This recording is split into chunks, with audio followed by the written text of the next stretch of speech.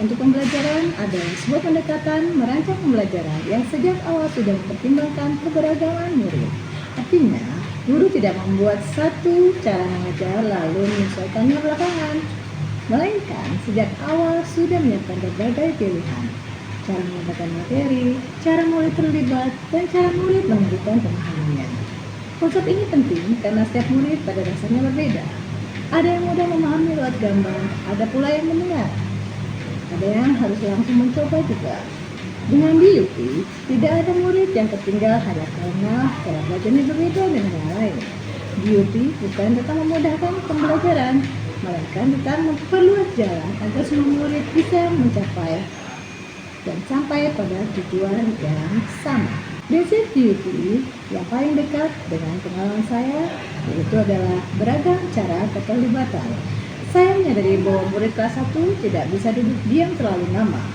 Ketika saya hanya menjelaskan di depan kelas, maka akan banyak murid yang mulai kehilangan fokus.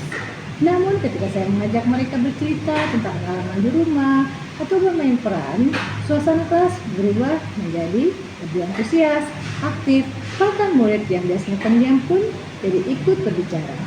Pengalaman ini mengajarkan kepada saya bahwa keterlibatan emosional dan fisik murid adalah kuncinya. Saat murid merasa terhubung dengan materi karena dikaitkan dengan kehidupan nyata mereka, pemahaman pun datang dengan lebih mudah dan bertahan lama. Adapun langkah-langkah yang bisa saya lakukan untuk memulai menerapkan DUP, saya tidak perlu mengubah segalanya sekaligus. Ada langkah kecil yang bisa saya mulai lakukan, yaitu dengan memilih satu topik pembelajaran yang akan datang dan memiliki minimal 2 cara berbeda untuk menyampaikan materi, misalnya menggabungkan penjelasan lisan dengan gambar atau video singkat. Yang kedua, memberikan setidaknya 2 pilihan kepada murid untuk menunjukkan pemahaman mereka, misalnya boleh dengan gambar atau boleh dengan cerita secara lisan.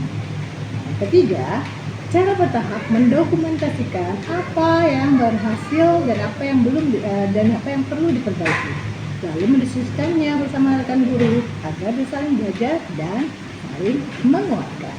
Tantangan utama yang terbesar terutama adalah terkait waktu dan persiapan.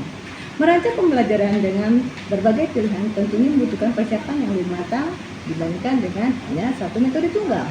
Di tengah kesibukan administrasi dan padatnya jadwal, pasti ini akan terasa cukup berat.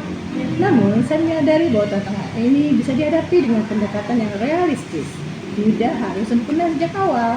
Saya bisa mulai dari satu perubahan kecil di satu mata pelajaran, lalu perlahan mengembangkannya. Selain itu, bekerja sama dengan rekan guru atau berbagi ide dan sumber belajar akan sangat meringankan beban persiapan. Yang penting, ada niat untuk terus berkembang demi kebaikan murid-murid kita.